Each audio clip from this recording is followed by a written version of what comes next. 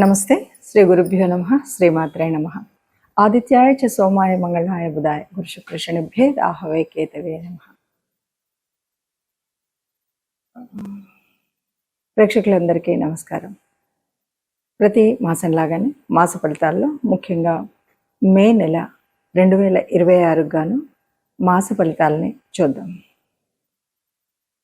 ఈ మాస ఫలితాల్లో అసలు ముందుగా గ్రహస్థితి ఎలా ఉంది, మే నెలకు ఉండేటువంటి ప్రత్యేకత ఏంటి అని ఆలోచిస్తే కనుక, మే నెలలో ముఖ్యంగా మే నెల ఎప్పుడు ప్రారంభమవుతుంది అంటే, ఈసారి వైశాఖ పౌర్ణమి నుండి జ్యేష్ఠ పౌర్ణమి మధ్యలో ఉండేటువంటి కాలం మే నెలగా వస్తుంది. ఇది ఒక విశేషమైతే, ఇక రెండవది ఇందులో కత్తెర్లు అంటాం కదా, ఆ కార్తీ రావడం అంటే సూర్యుడు కృత్తికా నక్షత్రంతో కలిసి ఉండడం అనేటువంటిది. ఇది ముఖ్యంగా కత్తెర్లు అని ఎందుకు చెప్పుకోవాలి అంటే, ఈ సమయంలో చేయవలసినటువంటి శుభకార్యాలు చాలా వరకు చేయకుండా ఉండడం అనేటువంటిది చేస్తుంటాం కాబట్టి ఈ మాసంలో ఇది ఉంటుంది. అంతేకాకుండా మనకు ముఖ్యమైనటువంటిది హనుమత్ జయంతి, అంటే 2 సార్లు చేస్తూ ఉంటారు. ఏప్రిల్ మాసంలో చేసేటువంటిది అయితే మనకి విజయయాత్ర కింద, మే మాసంలో వచ్చేటువంటి అది హనుమత్ జయంతి కింద మనం చెప్పుకుంటూ ఉంటాం. సో ఈ ప్రత్యేకతతో మొదలయ్యేటువంటి ఈ మాసంలో మరి గ్రహస్థితి ఎలా ఉందో చూద్దాం. గ్రహస్థితి ముఖ్యంగా పెద్ద గ్రహాలు ఎలాగో అదే స్థితిలో ఉన్నాయి, కానీ మారేటువంటి గ్రహాలు కనుక మనం చూసినట్లయితే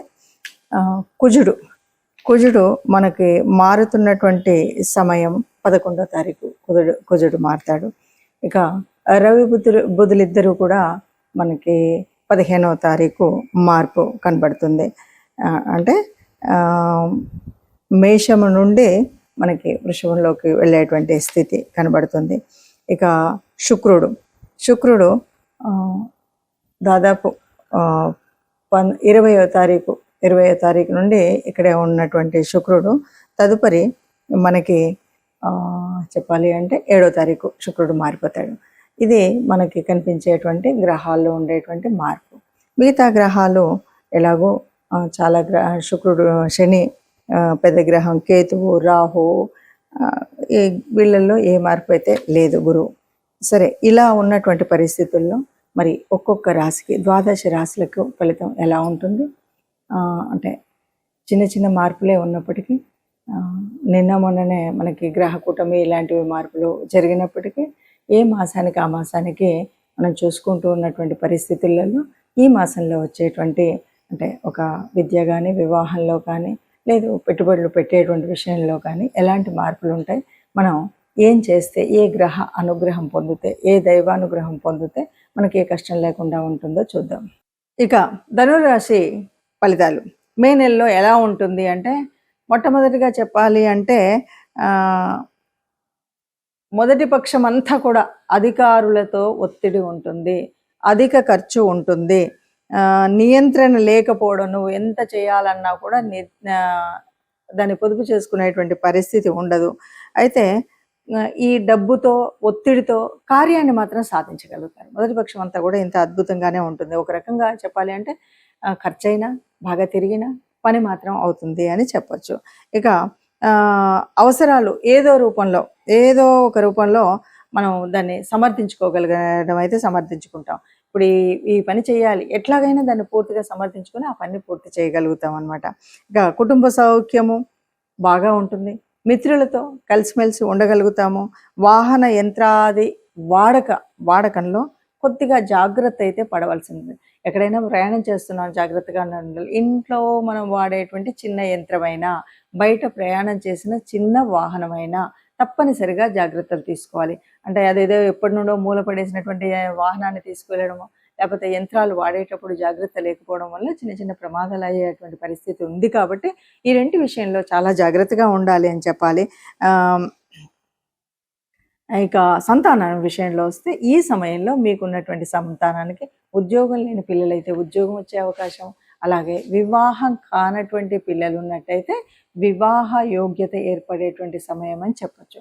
కాబట్టి ఈ నెల ఎలా ఉంది అంటే కాస్త మన మొదటి పక్షంలో మనకి చూసినట్టయితే కొద్దిగా అధిక ఖర్చు అధికంగా ఉన్నప్పటికీ వారం రెండవ పక్షంలోకి వచ్చేసరికి హాయిగా ఉంటుంది. మొత్తంగా చెప్పాలి అంటే బాగుంటుందనే చెప్పొచ్చు.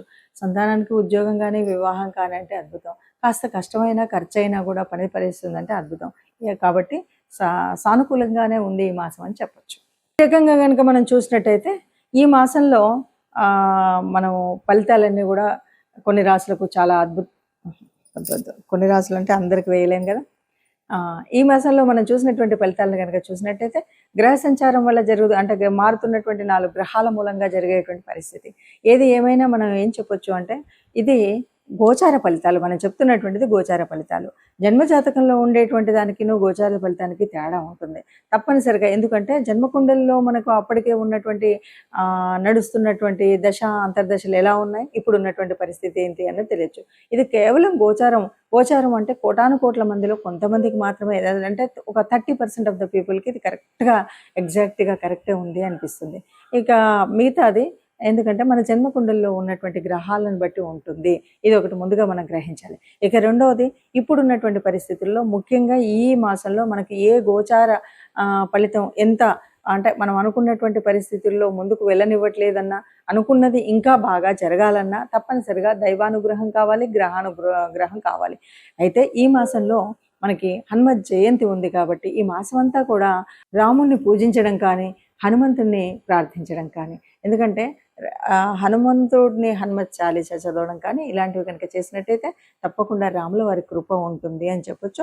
ఇంకా ముఖ్యంగా ఏదైనా సరే కీడు చెడు ఇలాంటివి జరుగుతున్నాయి అన్న టైంలో మనం తప్పనిసరిగా హనుమత్ ఆలయానికి వెళ్ళడం అనేటువంటిది ముఖ్యమైనది. కాబట్టి మనం ఇచ్చేసి వీలైన వాళ్ళు మనం నవగ్రహాల దగ్గరికి వెళ్ళడము, లేదు అదే కాలేదు అంటే ఏదైనా మీకు తోచిన దాన ధర్మాలు చేసినట్టయితే, ఇవేవి నాకు తెలియదు ఏ గ్రహం వల్ల ఏది అని అనుకున్నట్టయితే, అలా కూడా కాలేదు అనుకుంటే తప్పనిసరిగా మీరు ఏదైనా గోశాలకు వెళ్ళి గోమాతకు మనం కనుక గ్రాసం ఇచ్చినట్టయితే తప్పనిసరిగా ఇప్పుడు ఏవైతే అననుకూలంగా ఉన్నాయి అనుకున్నామో ఇవన్నీ కూడా అనుకూలంగా ఉండేటువంటి స్థితి మనకు వస్తుంది. అందరూ హాయిగా ఆనందంగా ఉంటారు. ఇవి పెద్దగా భయపెట్టేటువంటి పరిస్థితి ఏం కాదు. మాసంలో చిన్న చిన్న మార్పులు జరుగుతాయి. ఆ చిన్న చిన్న వ్యత్యాసాలు కనబడుతూనే ఉంటాయి. మనం పట్టించుకున్నట్టయితే అంతగా ఉండదు. ఆత్మ నిగ్రహం ఉండాలి. అట్లాగే ఆత్మబలంతో సాగితే ఎంతటి మొండి పనైనా మనం పూర్తి చేసుకోగలుగుతామని తెలియజేస్తూ, మనకి మే మాసంలో వచ్చేటువంటి పండగ ముఖ్యమైనటువంటిది, అందరికీ ఇష్టమైనటువంటిది, ముఖ్యంగా యువతకి చాలా ఇష్టమైనటువంటి పండగ హనుమత్ జయంతి వస్తుంది. చాలామంది అడుగుతూ ఉంటారు, హనుమత్ జయంతి మొన్ననే కదండి చేసుకున్నాము, మళ్ళీ ఇప్పుడు ఏంటి అని. ఇక్కడ మనకు కనిపించేటువంటిది ఏంటి అంటే ఒక ఉత్సవం. మొట్టమొదటిగా వచ్చేటువంటి దాన్ని హనుమత్ విజయ యాత్రగా చెప్పుకుంటాం. రెండవది హనుమత్ జయంతి. హనుమంతుడు పుట్టడము అంటే ఈ లోకాలన్నింటినీ కాపాడడం అనే చెప్పాలి. హనుమత్ జయంతిని మనం అంత విజయోత్సవంగా విజయయాత్రలు చేసుకుంటూ చక్కగా ఎటు చూసినా కూడా కాషాయ వర్ణాలతో హనుమత్ ధ్వజాలతో అందరూ కూడా ఆనందంగా ఎందుకు తిరుగుతారంటే, ఆనాడు రామాయణ కాలం నాడు మరి రాముడి జయానికి మూల కారణమైనటువంటి వాడు. అలాగే ఇప్పటికీ అప్పటికి ఎప్పటికి కూడా ఒక తేజస్సు కానీ, ఒక చైతన్యం అంటే ఎలా ఉండాలి, ఒక దాసతత్వం అంటే ఎలా ఉండాలి, ఒక స్నేహం అంటే ఎలా ఉండాలి, విజ్ఞానంలో నవవ్యాకరణం తెలిసినటువంటి వాడు అంటే ఎలా ఉండాలి, ఒక కార్యశూరత్వంలో ఎలాంటి స్థితి ప్రజ్ఞత ఉండాలి, కార్యాన్ని సాధించుకురావడంలో ఎలా ఉండాలి, ఇవన్నీ మనకు చెప్పేటువంటి వారు హనుమంతుల వారు. అందువల్ల హనుమత్ జయంతి మనందరికీ కూడా ఎప్పటికీ చైతన్యాన్ని అందించేటువంటిది. ఒక పనిని నిర్విఘ్నంగా పూర్తి చేయగలిగే శక్తి సామర్థ్యాలు కావాలి అంటే హనుమత్ జయంతిలో మనము ఆ రోజు హనుమంతుడిని ప్రార్థించడం, పూజించడం, హనుమాన్ చాలీసా చదవడం, మరి దండకాన్ని చదువుతామా, లేదు సింధూరాన్ని వేయిస్తామా, వడమాల వేయిస్తామా, ఇవి ఏమున్నా సరే ఇవన్నీ కూడా మన పూజా విధానంలో ఒక భాగమే అనుకుంటాం. హనుమత్ దేవాలయాల దగ్గరికి వెళ్ళి చక్కగా మన వాహనాలని ఏ రకమైన ఇబ్బందులు రావద్దని పూజించుకోవడం, మనం అక్కడికి వెళ్ళి నాకు ఏ రకమైనటువంటి దుష్ట పీడలు ఇలాంటివి ఏవి నా శరీరానికి రాకూడదని దైవ అనుగ్రహం పొందడం, ఇవన్నీ ఒక ఎత్తు. ఇవి కాకుండా మనం హనుమంతుడి నుండి నేర్చుకోవాల్సినటువంటిది ఏమిటి అంటే, ఎంతటి వాడైనా సరే ఎక్కడ ఎదగాలో ఎక్కడ ఒదగాలో ఇది తెలిసినటువంటి వాడు హనుమంతుడు. ఎక్కడ స్నేహాన్ని ఎలా చేయాలో, ఎవరితో ఎలా మాట్లాడాలో, అంటే నవవ్యాకరణ పండితులు అలాగే గురువు దగ్గర ఎట్లా ఉండాలో, మరి ఆయనకు సాక్షాత్తు సూర్యభగవాన్ని గురువుగా తాను రిక్వెస్ట్ చేసిండనే చెప్పాలి అంటే. ఎందుకంటే సూర్యభగవానుడు నిరంతరం చలిస్తూ ఉండేటువంటి ఆయన దగ్గరికి తనతో పాటు తిరుగుతూ నవవ్యాకరణాలను నేర్చుకున్నటువంటి మహాపండితుడు. కాబట్టి విద్యార్థి లోకానికి ఎప్పటికి కూడా మనం ఏదైనా జ్ఞానం నేర్చుకోవాలంటే ఎలా ఉండాలి, ఎంత నిరంతర ప్రయత్నం ఎలా ఉండాలి, ఇవన్నీ విషయాలు చెప్పేటువంటిది అది. అంతేకాదు ఒక కార్యాన్ని సాధించాలి అంటే కేవలం రామనామంతో నేను ఏదైనా చేయగలుగుతాను అనేటువంటి సంకల్పంతో గట్టిగా ఉండి అన్నీ రాముడే చేస్తున్నాడు అని చెప్పేటువంటి వాడు. అలాగే లంకకు వెళ్ళినప్పుడు ఏం చేస్తాడు, అక్కడ ఉన్నటువంటి తన బల ప్రదర్శన జరిగిన తర్వాత రావణాసురుడు అడిగినప్పుడు తన బలం ఏంటి, నువ్వు ఇంత బలవంతుడు ఎక్కడి నుండి వచ్చావు ఏంటి అంటే, నేను చాలా ఆ రామయ్య దగ్గర ఉన్నటువంటి అంతమంది సైన్యంలో అతి బలహీనుని నేనే అని చెప్తాడు. ఇది కార్యశూరత్వం అంటే ఒదిగి ఉండడం అనేటువంటి తత్వం. ఎక్కడ చూసినా కూడా నేను బలవంతుడిని అనేటువంటి గర్వం కాకుండా నేను అందరిలో ఒకవాడిని, నేను సేవ చేయగలిగినటువంటి వాడిని, నేను సహాయం చేయగలిగినటువంటి వాడిని, నాకు అధికారం అక్కర్లేదు అన్నటువంటి వాడే.